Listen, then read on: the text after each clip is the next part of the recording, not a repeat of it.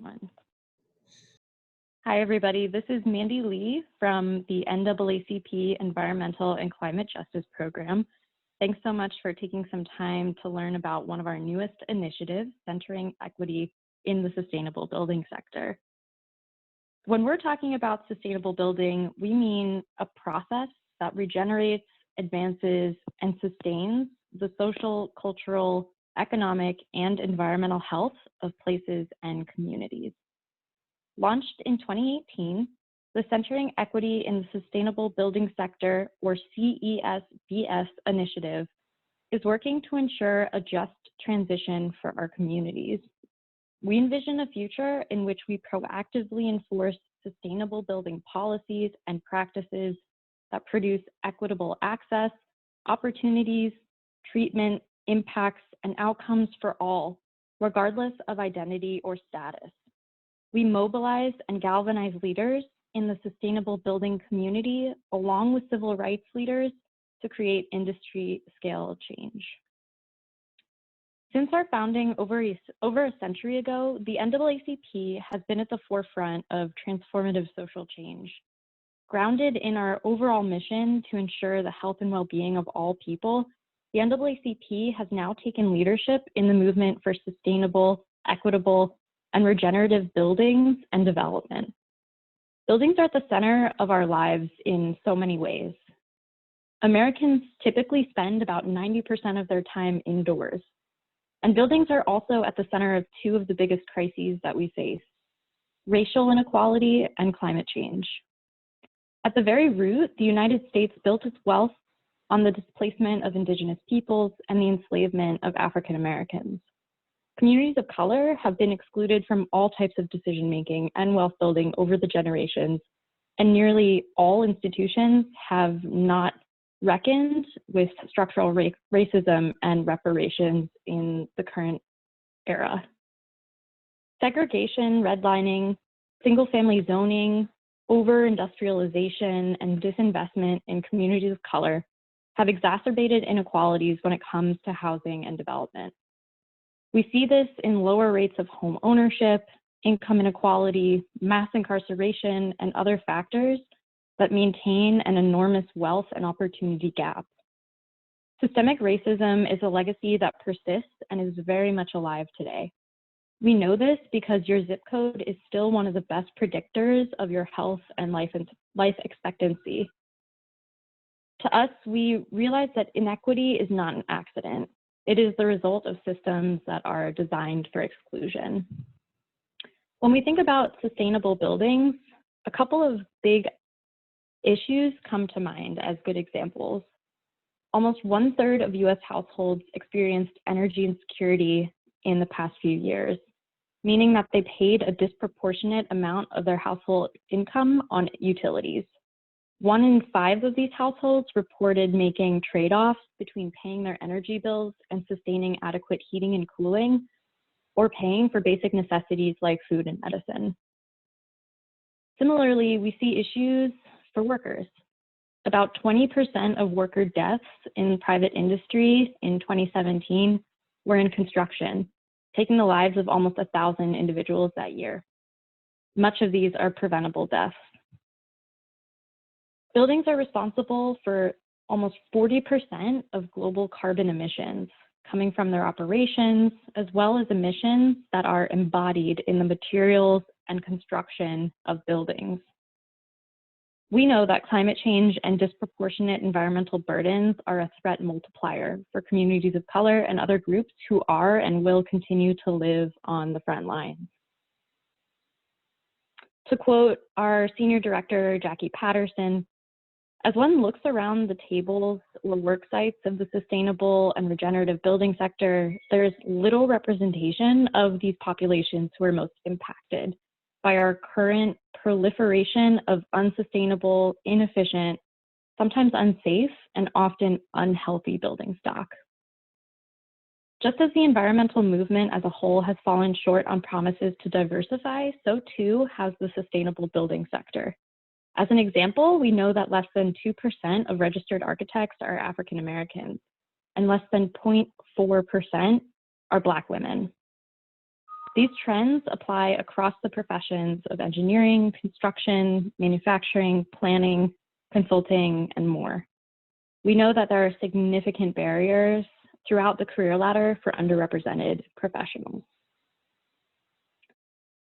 There really isn't a single defining moment for the beginning of the modern green building movement in the US, but generally we know that the industry was launched by a small group of building professionals in the 1990s. We also know that most of these people were primarily white men with economic means. Nonetheless, we know that Black, Indigenous, and other people of color communities around the world have been practicing low waste, efficient, cooperative design, building, development, and environmental stewardship in many ways for generations. There are green building programs, green rating systems and certifications, and government mandates and incentives in many places in the US today. Conventional building is still much more common, but nevertheless, a few 100,000 certifications have been awarded.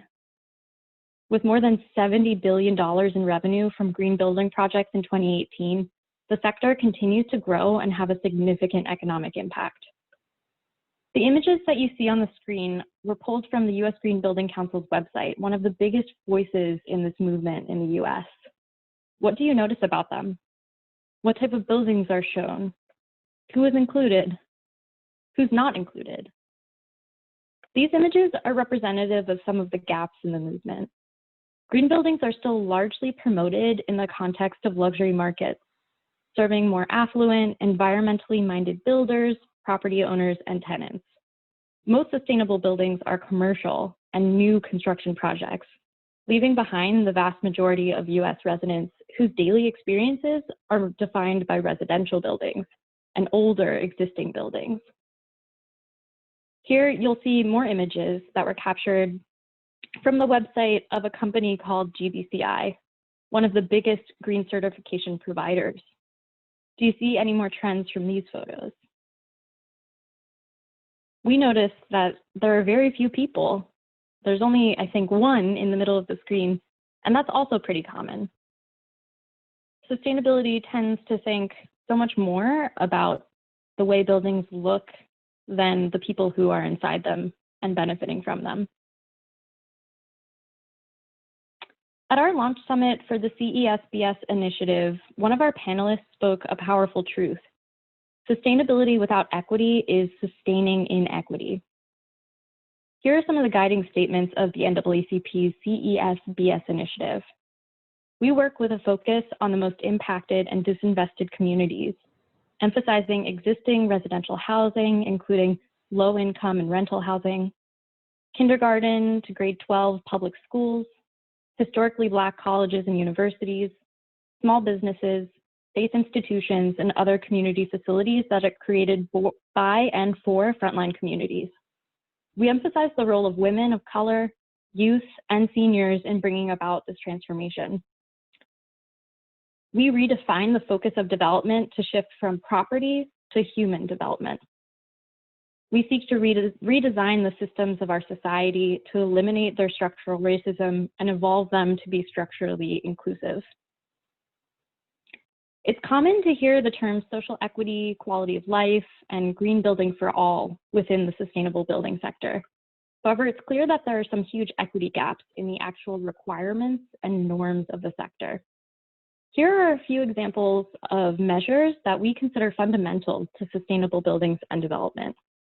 Universal design for people regardless of ability or identity, affordable, accessible, and energy efficient housing, social and economic inclusion, health equity for the groups at the greatest risk of harm from development, emergency management and resilience to climate change for those who are most impacted, fair treatment and decision-making for workers, healing and trauma-informed design, cultural resonance, and multicultural design.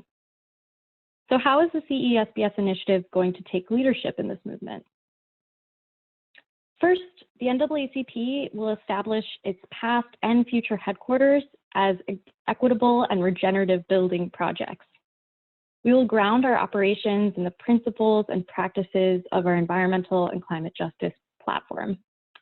Through this effort, we're working to develop a model to ensure equity in all aspects of sustainable development, including access, affordability, cultural resonance, inclusive community involvement, financing, service provision, procurement, contracting, employment, communications, monitoring and evaluation, and so much more.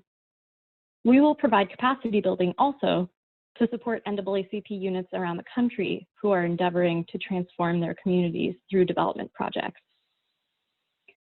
In addition to policies for energy, transportation, and resilience, we're advocating for equitable policies for green building and development, including things like comprehensive planning, green building standards for public and publicly funded projects, schools and affordable housing, residential and commercial buildings. We're thinking about beneficial electrification of buildings, energy, water, and emissions benchmarking and transparency laws, and healthy materials, products, and homes. In addition, we're thinking about targeted and local hiring, labor agreements, funding for worker-owned cooperatives, community involvement and engagement, accessibility and inclusive design, community benefits agreements, fair housing, and anti-displacement measures. There are dozens of mandatory and voluntary building codes and certifications that are guiding the green building movement across the country. However, very few of them define, let alone set requirements for equity and justice. The NAACP has invited to offer recommendations, and we've also proactively advocated for recommendations to improve some of these mainstream tools. Examples of our advocacy are shown here. They include the latest versions of the LEED rating system, the Living Building Challenge, and Enterprise Green Communities criteria from 2019 and 2020. In addition, we're thinking about access to the sustainability professions, starting with community awareness and early childhood education, all the way to the highest forms of leadership in the private, nonprofit, and public sectors. Lastly, we seek to shift the entire narrative of green building by unraveling root causes and underlying assumptions and transforming the way the sector and the general public think about buildings and development. Currently, the language of the sustainable building sector can be highly inaccessible. For example, dozens of rating systems all coin their own terms and categories for sustainable, green, living, healthy, resilient, regenerative, or high-performance buildings. Nearly all rely on technical jargon and background knowledge to be understood fully. When we get frontline communities in the room to strategize around these issues, they get it and are able to engage extensively around the relevance of sustainable development for their communities. How do we bridge the gap in how we talk about this so that the handful of people we've gathered shift from becoming the exception to becoming a few within a norm of frontline communities? How do we reach the point where everyone sees that this issue is everyone's issue and we advance the voices of the people? We know that transition is inevitable for the sustainable building movement. However, justice is not. Here are a few things about what we've done and what's coming up next. In addition to events, we've built working groups, we've published reports and articles. Together, we've developed an action agenda and policy platform. We launched a resource directory. We're putting together a report card for all of the biggest organizations within the sector to evaluate their diversity practices. And we've presented at major events. What's coming up next includes additional resources like guidelines and toolkits. We'll be working also on policy advocacy campaigns, additional education opportunities, mentorship and leadership development, and much more. The CESBS initiative includes more than 250 working group members, partners, and followers representing more than 30 states and a wide range of backgrounds and perspectives. Generally, you can think of us as two groups NAACP members who are our primary base, and external partners who are allies in the work. To get involved, everyone can think about joining our mailing list or a monthly working group. We're available to present about our work as speakers at events or through trainings, and we'd love to be able to leverage the knowledge within our network to create new resources, share the resources we have, and support any projects or policy campaigns you might be working on. For NAACP members, we would love to bring in even greater leadership in our groups and to spread the word within and between NAACP units. And for external partners, we are looking to sustain ourselves through reliable funding and to spread the word to professionals within the sector, in particular, professionals who are underrepresented. We know that there is no such thing as a single issue struggle because we do not live single issue lives, as Audre Lorde reminds us. We believe in practicing sustainability in a way that embraces not just the environment, but also economic transformation and racial justice.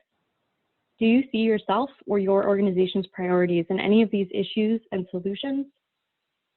The NAACP ECJ program was created to provide resources and support community leadership in addressing human and civil rights issues. And we encourage you to reach out to us at any point to get involved.